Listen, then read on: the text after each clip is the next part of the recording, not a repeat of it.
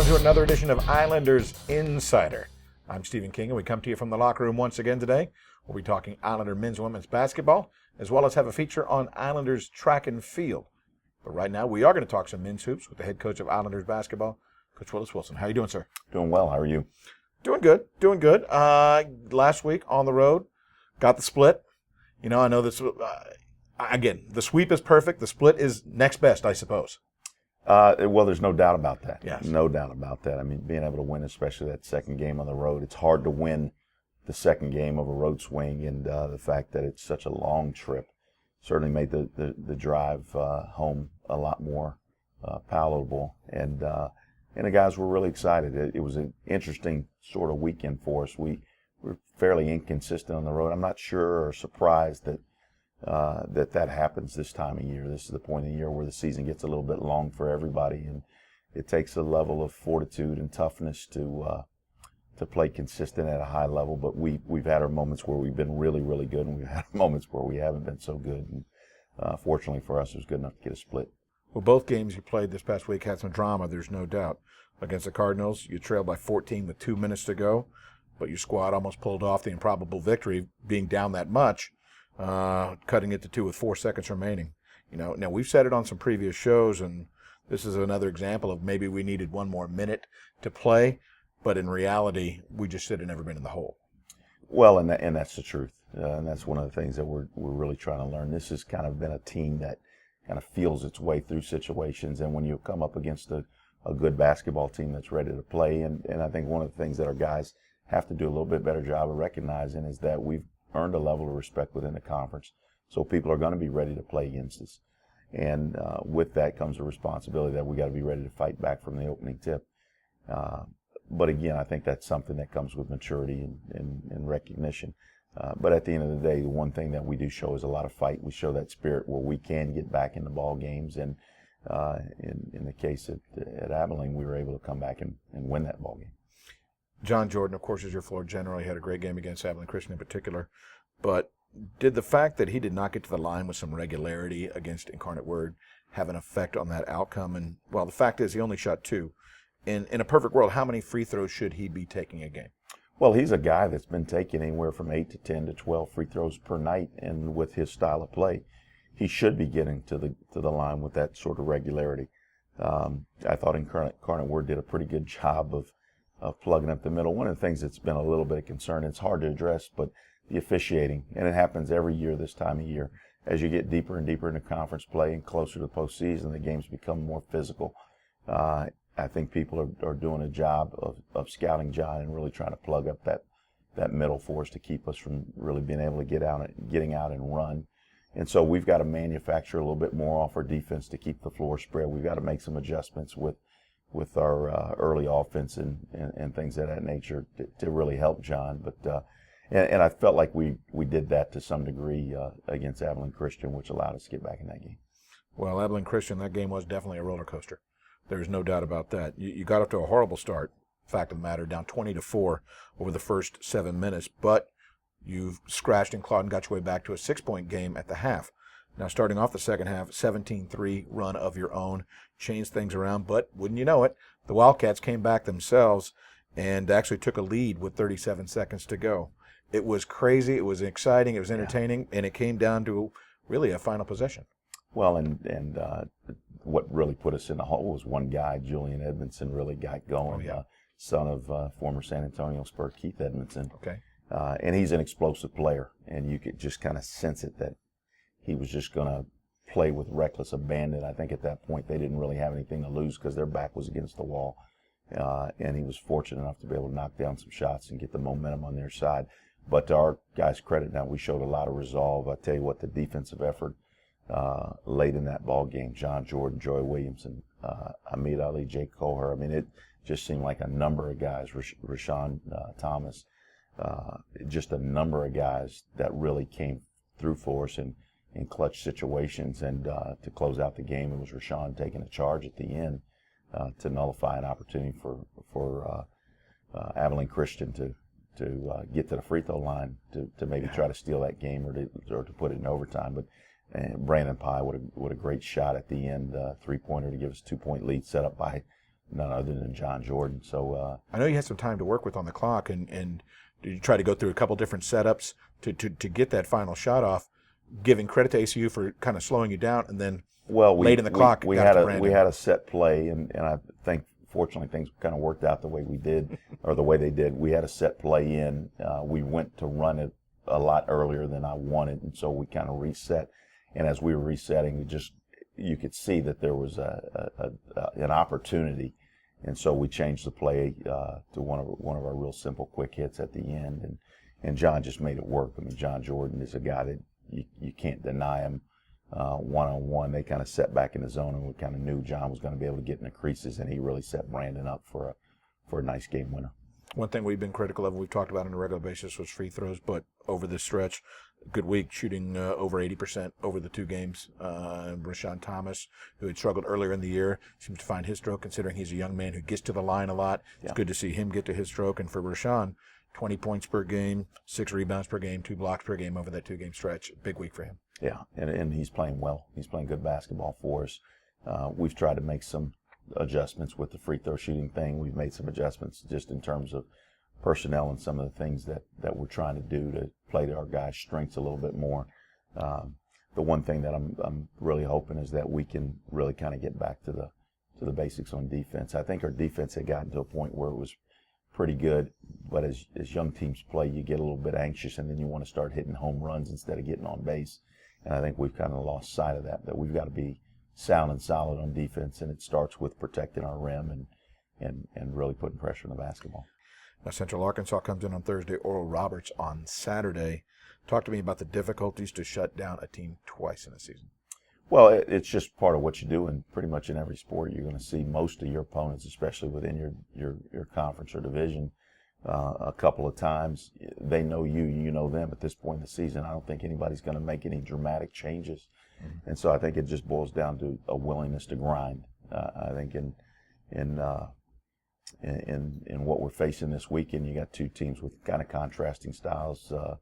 Oral Roberts, who will play a possession game and run a lot of sets, and of course play with a high level of intensity, as will Central Arkansas. But Central Arkansas has been more of a run-gun, fast-paced, sort of pressing type team. So we've got to do our work here in the next couple of days to really prepare for 2 different styles. And again, what it boils down to this time of year is we've got to control tempo. We've got to do a good job. I think we've got the guard play that will allow us to do that. We have the inside presence that allow us to do that. And our shooters have been shooting the ball much, much better from the outside over the course of conference play. So, again, it's going to boil down to dictating tempo. A lot of that we've got to do on the defensive side, which something that you pointed out is I wouldn't call it a concern, but we've got to shore it up. No doubt. Coach, solid week. See if we can do one better this week here at home. Good luck. Sounds good. Thanks. Coach Willis Wilson joining us here in the locker room. When we come back, we have a special feature on Islanders track and field that's coming your way in a moment, right here on Islanders Insider. It's the countdown to Katy. Southland Conference basketball teams are fighting for a chance to play in the Merrill Center. A league title and a bid to the big dance will be on the line.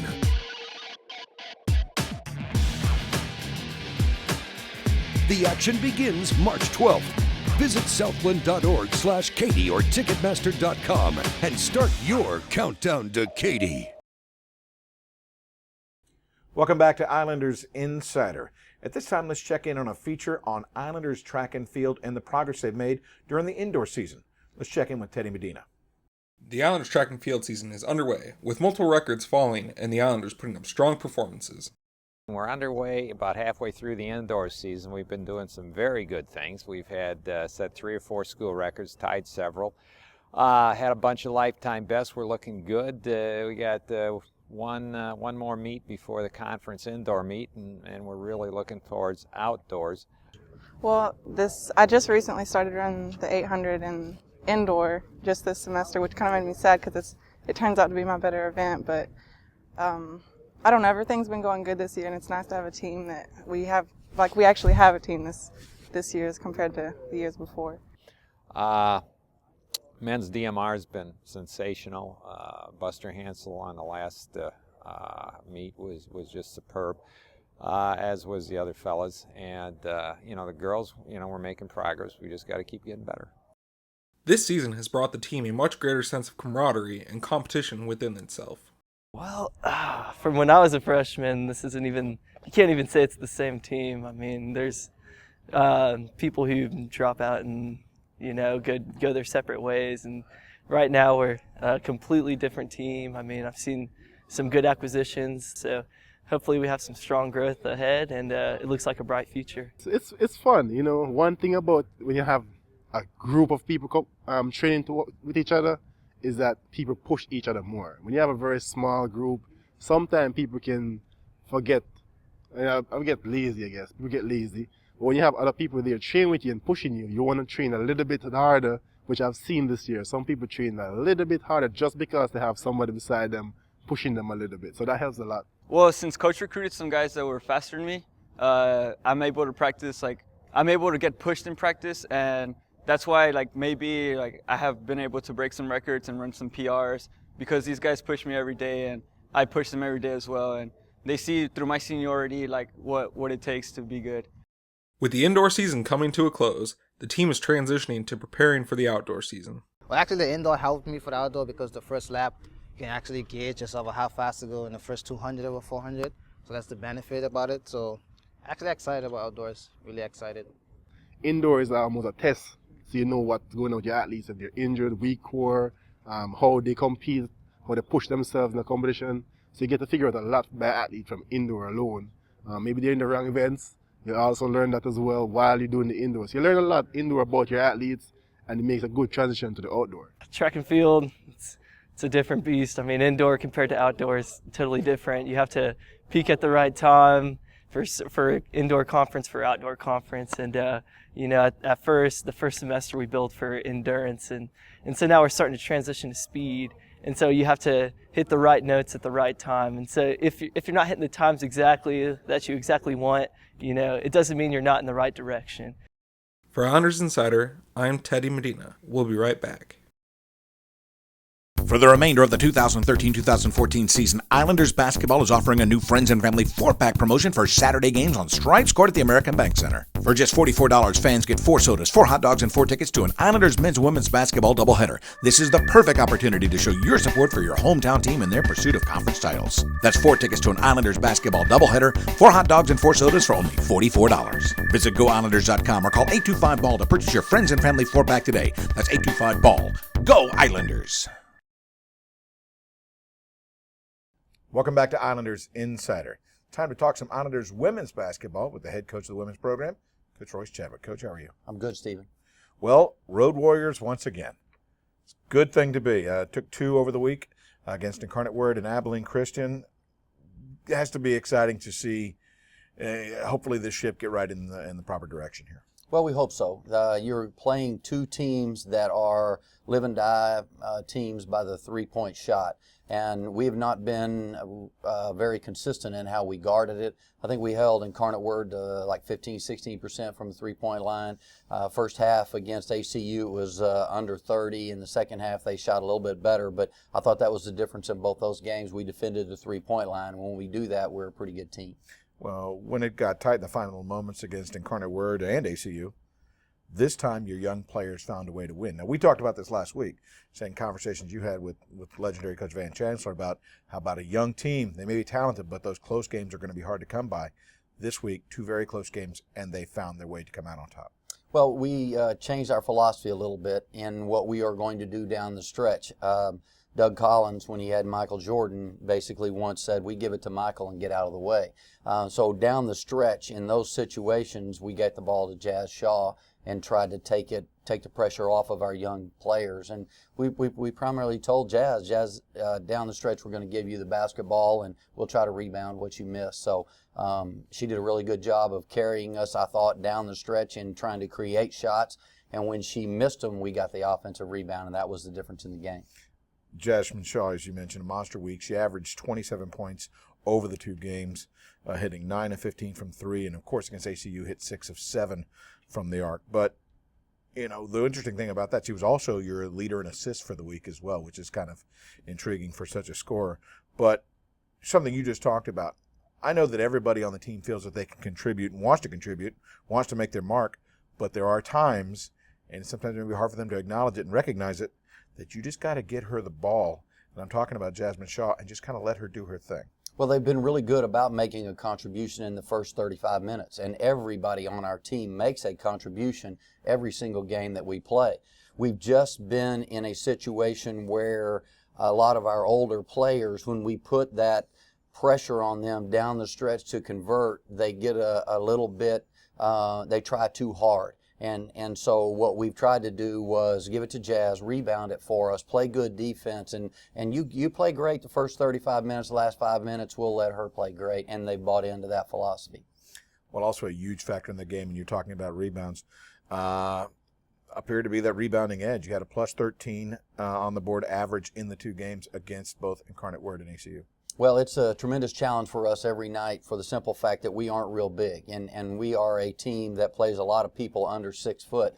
There will be times when we have Ashley Darley and Kamisha Davis, both guards, playing center and power forward for us, and you have to go rebound with your heart. And against Abilene Christian, it almost cost us down the stretch because we had guard blocking out post player, and we couldn't get the job done. But we were able to close it out the right way, and when we rebound, we're a good team. So we got to stay on the board. You got a huge task this week because Central Arkansas is coming to town, and they are the leader in the league. Wins-wise, rebounding-wise, got the best post player. They got a little bit of everything. Yeah, we're going to talk about that for sure.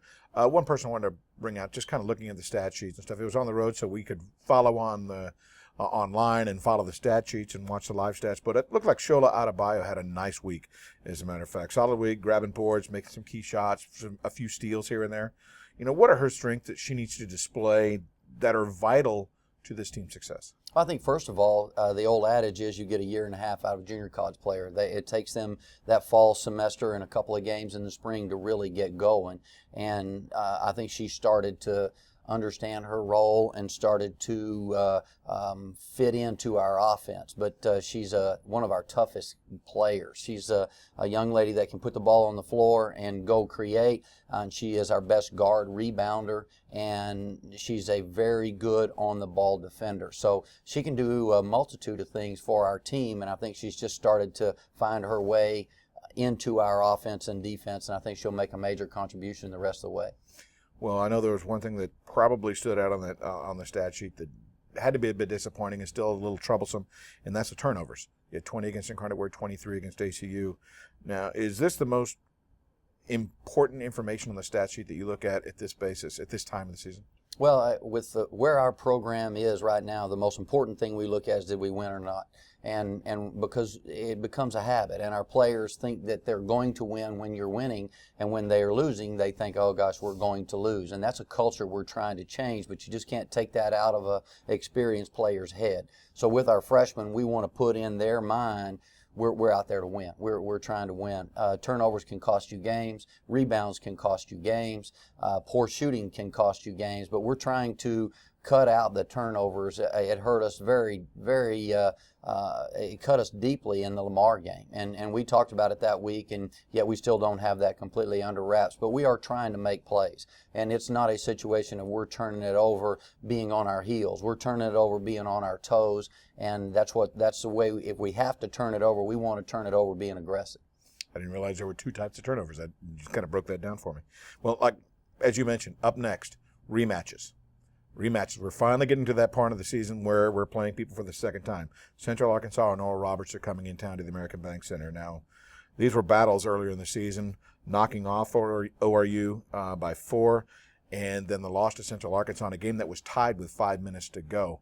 That was an absolute just battle. I mean, what do we have to do better to knock off the league leader in Central Arkansas? Well, we have to play our A game. I think that there's no way we go out there and play a B or C game and win these basketball games. But against Central Arkansas, we held them scoreless the last 6 or 7 minutes, except from the free throw line. And we have to play contained defense without fouling down the stretch. Hopefully, we have improved since that point, and we have become a better team at playing cohesively and not fouling. And So if we can keep them off free throw line, we got a great chance to win that one. Against Oral Roberts, you got to handle their pressure. They run out there and trap the basketball. If we turn it over 30 times, we're going to lose that basketball game. So they're coming at us in an area that we have not been prolific, and we have to be better. So it's a great challenge for us. Yeah, ORU is a bit of an enigma in that regard. You know, they've already beaten Central Arkansas, and they've beaten Stephen F. Austin, but that was at home. On the road, they seem to struggle. Well, Oral Roberts is a very good team. If you turn it over against them, you will lose a basketball game. We can't turn it over, but their home arena in Tulsa, a very, very difficult place to play. I've talked to a former coach at Arkansas. He said, you know, Coach, I coached for 20 years, and I never won in Tulsa against ORU. So very happy to have that win, and now we'll see what we can do in our arena. Well, it's going to be a challenge, that's for sure. Coach, good luck this week. Thanks, Stephen. Coach Royce Chadwick joining us here in the locker room. When we come back, we'll bring you up to speed on what's next for Islanders Athletics. Stay with us. More to come. Islanders Insider continues.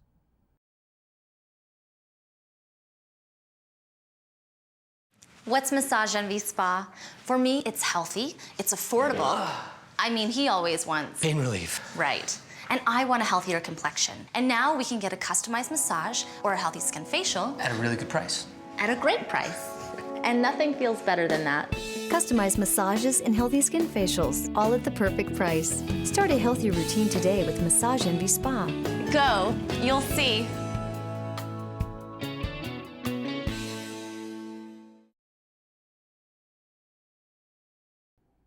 Welcome back to Islanders Insider. At this time, we're going to bring you up to speed on what's next for Islanders Athletics.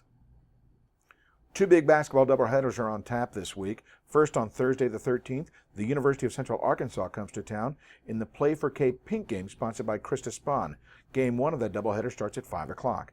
And then on Saturday the 15th, Oral Roberts also checks in at the American Bank Center, as the men's game will be played on CSN Houston, game sponsor HEB. First game of the doubleheader is at 1 o'clock. Then the last road games of the season on February 22nd at Houston Baptist, the women at 3, men at 7:30. Islanders baseball season gets underway this weekend. The Islanders will take on UT Pan American in a 4-game series on the road, the single game Friday, doubleheader Saturday, and a single game on Sunday. Then Scott Malone's squad will head to Austin for a matchup with the University of Texas on Tuesday, February 18th at 6 o'clock. That game will be televised on the Longhorn Network. And finally, the Clayburgh Bank College Classic with BYU, TCU, and UTSA come to town. The 4-day event runs Thursday through Sunday at Whataburger Field. Call 361-561-HOOK for ticket information. Softball continues its season at the Troy Cox Classic in Las Cruces, New Mexico, beginning Friday, February 14th. The Islanders will be joined by Northern Colorado, Texas Tech, Weber State, and host New Mexico State, as they will play 5 games at the event.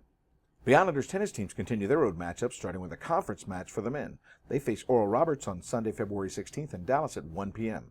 Both the men's and the women's squads will travel to Lafayette, Louisiana to face the Raging Cajuns on Tuesday, February 18th at 1 o'clock. Then the men will stay on the road to take on Southern Miss in Houston on Wednesday, February 19th, also at 1 o'clock. And finally, Islanders track continues its indoor season with the final event before the Southland Championships. Sean Flanagan's squad heads to Houston on February 14th for their Houston tune-up. Once again, we want to thank Coach Willis Wilson and Coach Royce Chadwick for joining us here in the locker room. Also, thank you, Teddy Medina, bringing us a feature on Islanders track and field. To you, thank you for joining us. I'm Stephen King. You've been watching Islanders Insider.